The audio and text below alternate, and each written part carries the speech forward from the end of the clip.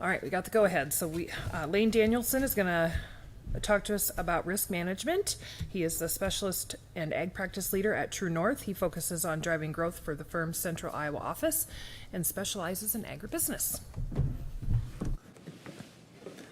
Thank you. Does this thing work? All right, good. Appreciate you sticking around and talk about insurance here at 4 o'clock. Last speaker of the day. Introduction, myself. My name is Lane. I'm from a small town in northeast Iowa called Dike, Iowa. And I'm an Iowa State grad. I walked on the Iowa State football team like 27 years ago. And so I lead our ag practice here at True North. And talk to you a little bit about getting control of your insurance program. And kind of a little bit about True North for 30 seconds or so. You know, we're headquartered in Cedar Rapids, Iowa. And, you know, we're kind of a boutique insurance brokerage. We're an independent agent. And we're just celebrated 25 years in business. We handle about $2 billion in insurance premium. We're a top 40 broker in the U.S. And we're also privately held, which we're very proud of. And most of our competitors are either publicly traded or private equity backed. And you can see some of our growth from 01 to now. There's 36,000 insurance agencies in the United States. And True North is proud to be one of 6 that does $100 million in revenue, and that also is privately held. And so we have offices in Chicago and Denver, and the ag practice is completely out of Des Moines and surrounding areas, I guess, central Iowa. Really what we do as a firm, brokering insurance, property and casualty is one solution that we provide. So employee benefits, health insurance, risk solutions. Eric Weekman, one of my colleagues, is here. So he handles safety and loss control and risk management support for our swine clients. And Carter, should introduce him as well. He's a new Iowa State grad, that aspiring future owner within our firm. And so from Wellman, Iowa as well. So really what we do is we like to put our clients in the middle of this compass and surround them with specialists. All things insurance, but really sometimes it's just safety and loss control, technology, analytics, etc.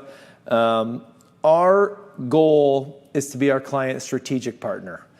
Much more than just an insurance agency. We want there to be a lot more than just a transaction. Our mission is to help our clients protect their assets, but secondarily, how do we help them drive down costs? And so the insurance world is actually backwards. In fact, the more you pay in premium, typically the more the agent makes. And so we believe at True North that's not the way we should be compensated. So a lot of our clients, we have a transparent relationship at minimum, and a fair amount of our clients will remove the commissions from the policies and have a transparent conversation of what we get from a revenue standpoint. The worse I am at my job as your broker doesn't mean I should get paid more. And so a lot of people don't understand that, but most insurance agents make it straight.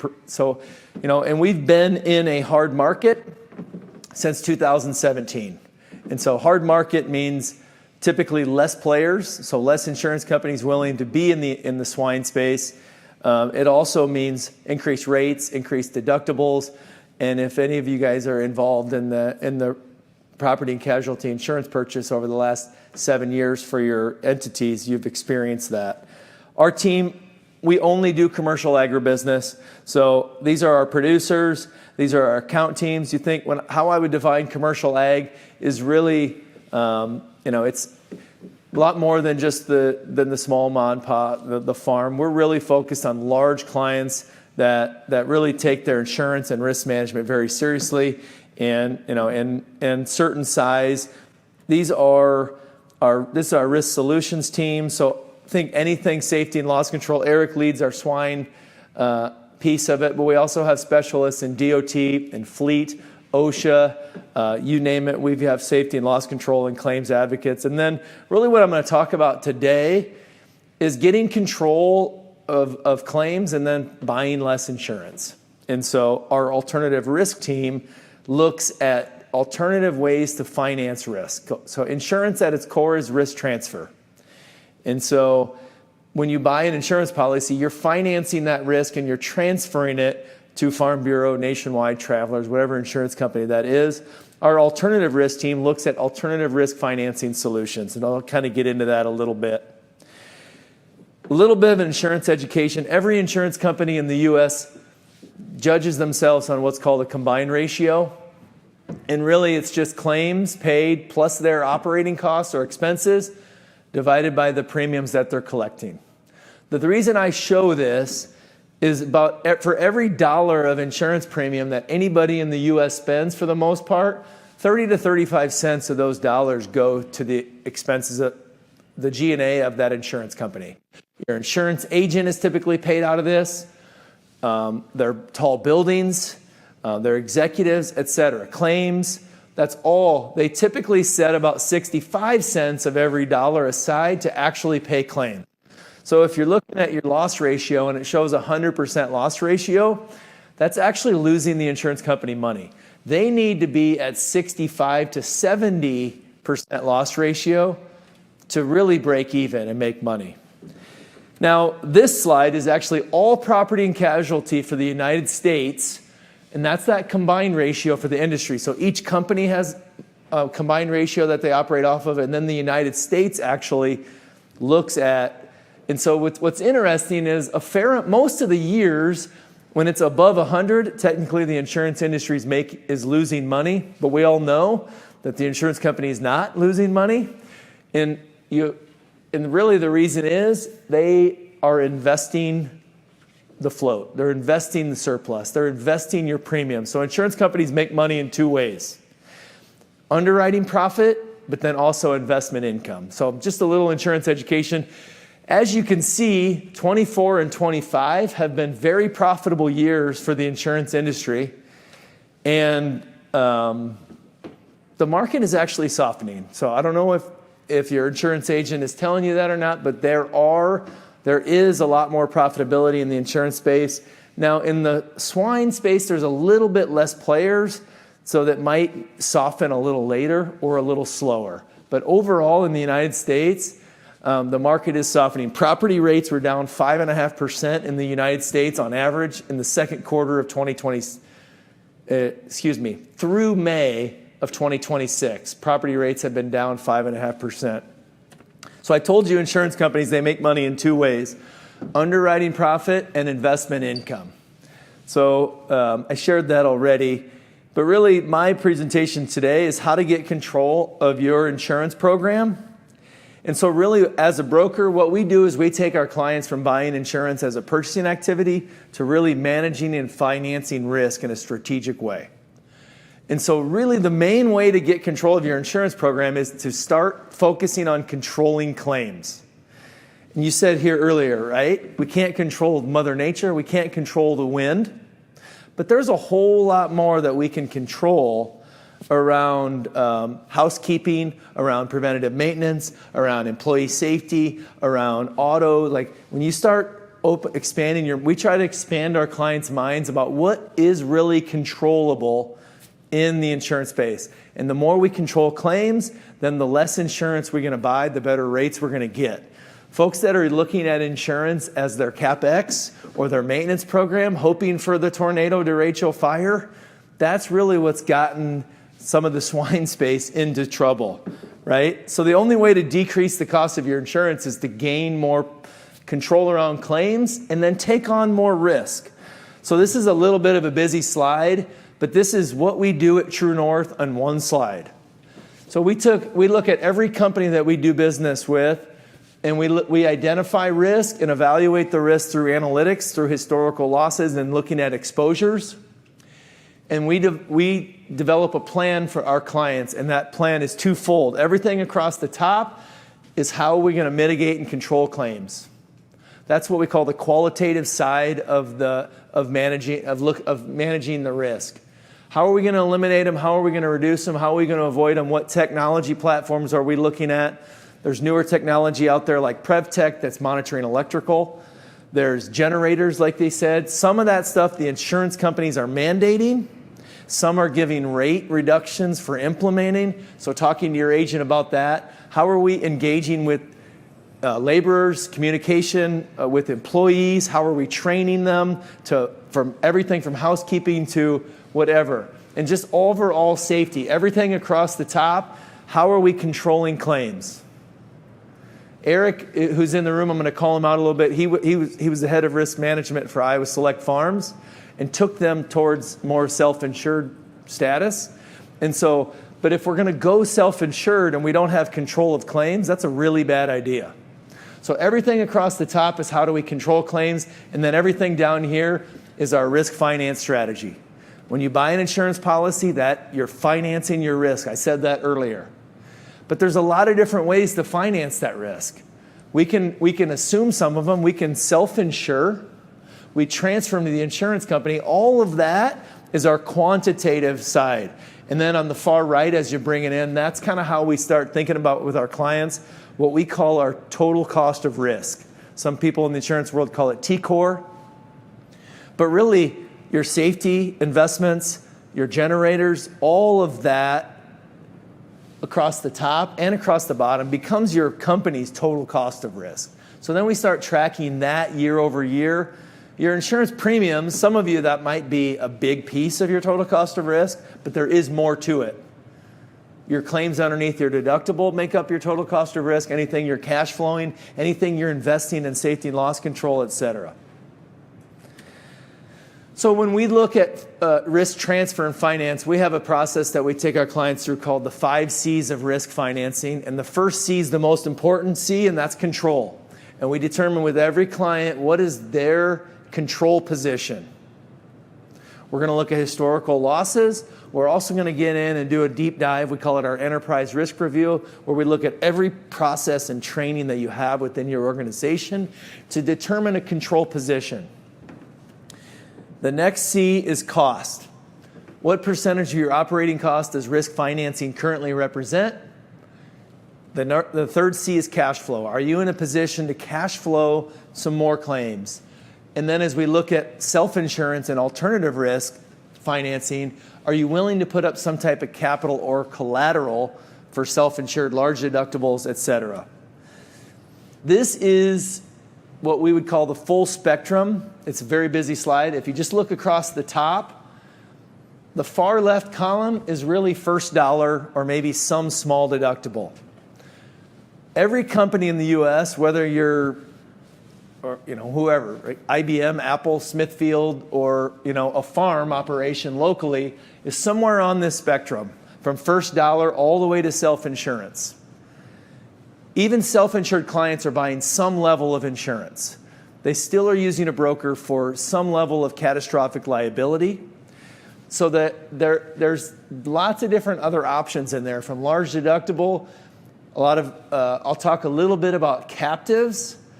There's group captives, single parent captives, and then there's full-blown self-insurance. But you think about it, auto liability and workers' compensation, banks require property insurance if there's any type of loan. So even the largest companies in the U.S. are still buying some level of insurance. I'm going to spend a little bit of time talking about what a captive is because it gets floated around a lot. And a captive is a way to gain control of your insurance. All it is a privately held insurance company that doesn't accept risk from the general public. So large companies will form what's called a single parent captive, and that is all it is a private insurance company that they're still that pays claims for we could put all kinds of different risks in there. But some of the characteristics of a captive is really you have to put your own capital at risk.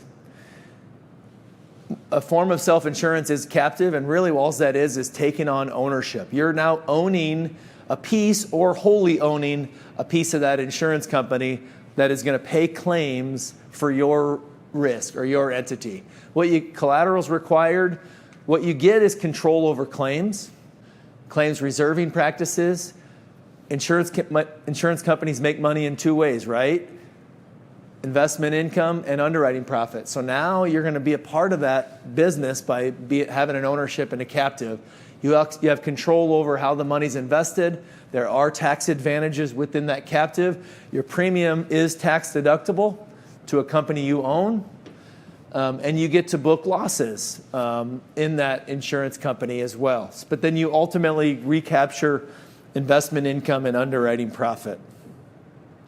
Benefits of the captive is you're now taking a piece of that risk. There is downside to that, but there's also, if your first C in your control position is strong, the captive can be a nice vehicle to transfer risk and self-insure, especially if it's a group captive, if your entity is not quite as big, because then you're sharing in a smaller group. Risk control and stability, market and cost advantage. Now, a lot of captives will take the first layer of risk. So if you have a bit, like today, your property deductible is $100,000, and the insurance company gives you 20% discount to take a $500,000 deductible, but you don't want to take that $500,000 deductible on your balance sheet or your P&L, a captive can fund that and cover that claim from $100 to $500. So now you're paying premium to your own company, potentially in a group or single. And so just that being able to, and I think the market typically treats it different than a deductible as well. Because in order for them to pay money, it's going to blow through all of your money first. So then the other thing at the bottom is joining like-minded. So some captives are what we call homogenous, which means everybody's the same. So a swine captive would be all swine companies. And then the benefit of that is sharing risk control practices, sharing safety and loss control, looking at historical claims. Eric leads, we manage two group captives in Ag and True North. Eric leads the safety committee for both of those captives. And then there's a subcommittee that looks at claims. So if one Ag company has a claim, everyone else in the captive can learn from it. And we can do trainings around that. So that's the benefit of what we call a homogenous. There are other heterogeneous captives where they have manufacturing and construction together. We are all Ag at True North, so all of our captives are Ag related. Like I said, there's financial return. You don't necessarily get into a captive for a financial return, but it is a benefit. You get into a captive to control your costs long term, insulate yourself from the broader market. That hard market, soft market that I showed a long time ago, if we went back 100 years in the United States, the market has been hard and soft about every 5 to 10 years for the last 100 years. In insurance, we're the broker, we're not on the carrier side. We call it the fear and greed cycle of insurance companies. In the hard market, they're scared, so it's the fear moment, right? We need to take rates up, we need to non-renew these guys, these people are having claims, we need to take deductibles up, we got to get out of this segment of business. That's when underwriters and insurance companies get scared. And then when they're making money, they get a little greedy, and all of a sudden they want to write everything. And that's kind of what we're coming back into. There's some insurance companies that are writing risk today that they didn't 3 years ago. So how that plays out in the swine industry, we're definitely looking at that, because there's been some players over the last 20 years that have come and left.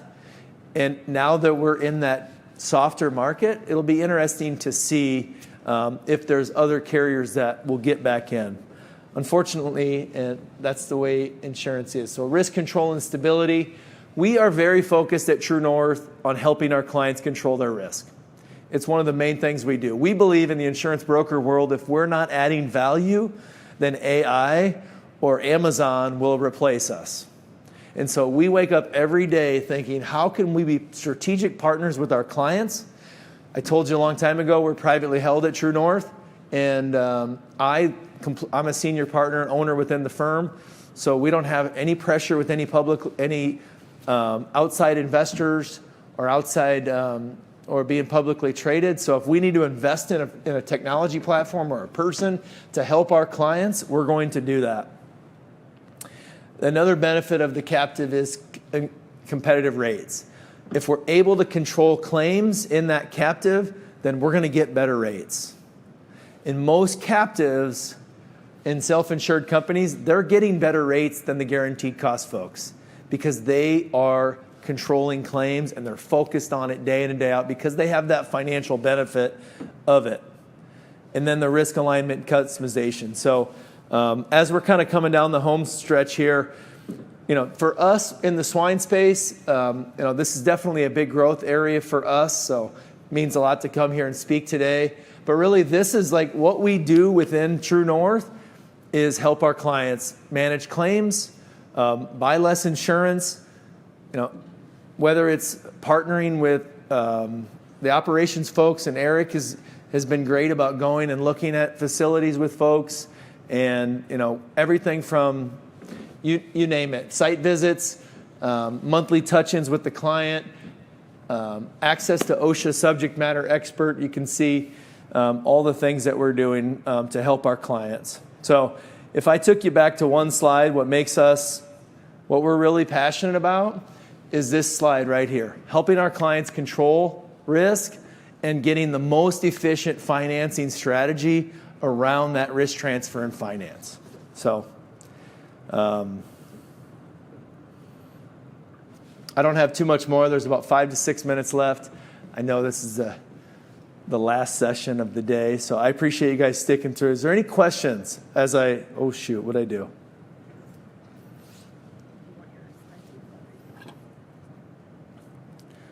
Probably don't even need the mic. There's so few of us in here, but.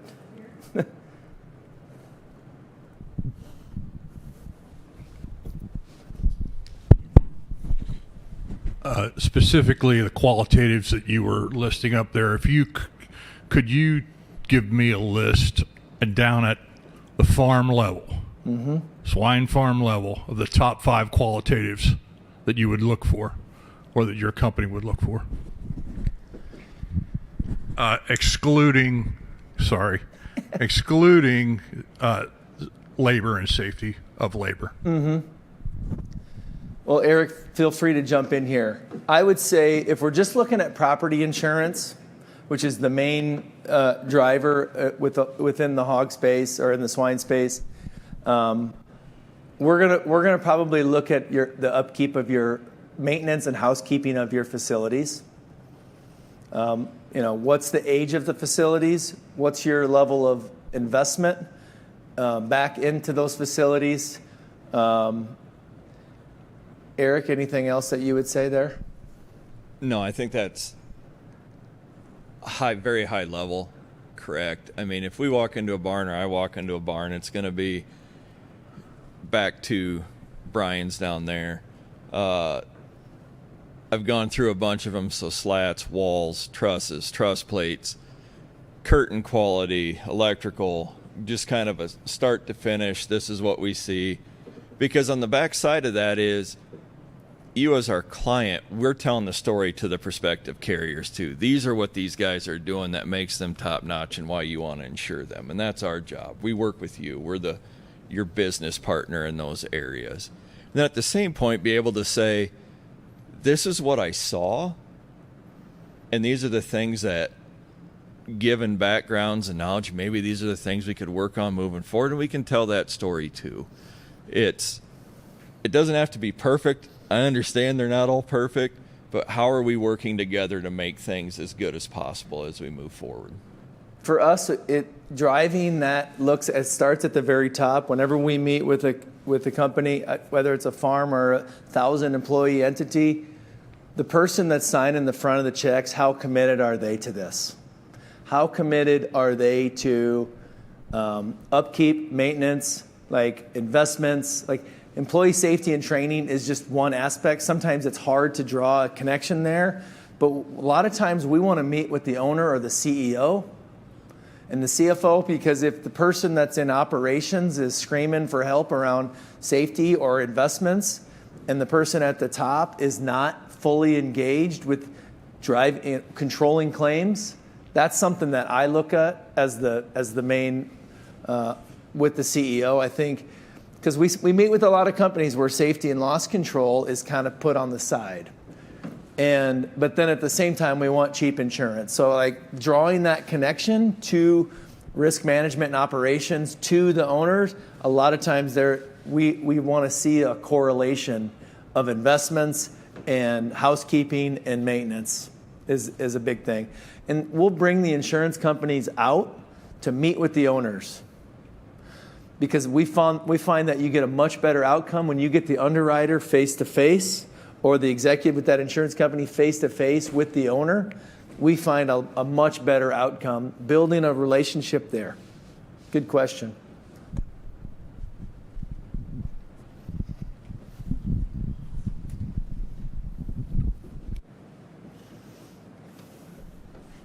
You talked about farms maybe that have a lot of employees or a lot of operations.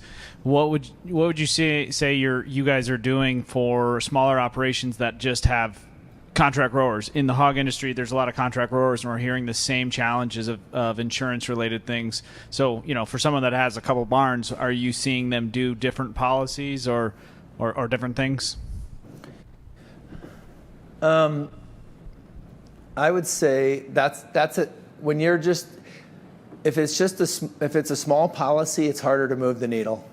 If you just have a couple barns and your insurance premium is, $15,000-$20,000, there's only so much you can do there. I think you can still strive for best in class rates. I would say with an agent, there's actually more insurance capacity the smaller you are.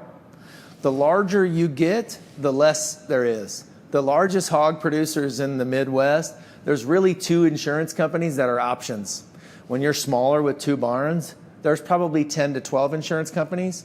So I would say, some of the same qualitative things: upkeep, building a relationship with your underwriter, and getting a good go-to-market strategy with your agent, being able to tell the story of, okay, we have 2 barns here, and here's everything we're doing to control claims, and then go to market with that. But you're going to probably get a lot more quotes with 2 barns than someone that's got 400 barns. So maybe you just answered his question, or my question through that. I've often just thought here, obviously, when insurance got tough and we're just having a hard time, fewer players in the market, and so our costs have gone up.